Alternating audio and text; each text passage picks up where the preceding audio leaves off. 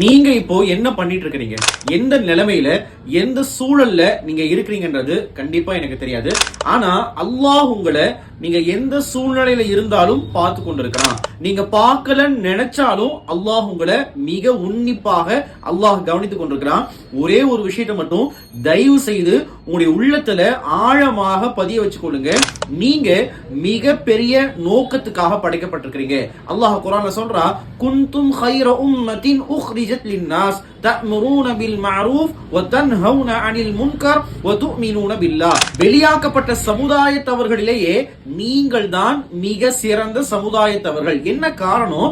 நீங்கள் நன்மையை ஏவுகிறீர்கள், தீமையை விட்டும் தடுக்கிறீர்கள், அல்லாஹ்வை ஈமான் கொள்கிறீர்கள் என்பதாக அல்லாஹ் குர்ஆன்ல சொல்லியிருக்கிறான். அப்ப நம்முடைய சிறப்பே மற்றவர்களுக்கு நல்லதை ஏவுவதும் தீமையை விட்டும் தடுப்பதும் தான். ஒரு மூமினாகிய நாம மற்றவர்களுக்கு நல்லதை சொல்லாம போனோம்னா அவருடைய வாழ்க்கை இன்னும் இருளிலேயே தான் இருக்கும். ஒரு மூமினாகிய நாம மற்றவர்களுக்கு நல்ல விஷயத்த சொல்ல ஆரம்பிச்சோம்னா அவருடைய வாழ்க்கையே பிரகாசத்தை நோக்கி ஒரு மிகப்பெரிய ஒளிமயமான வாழ்க்கை உருவாக போகுது.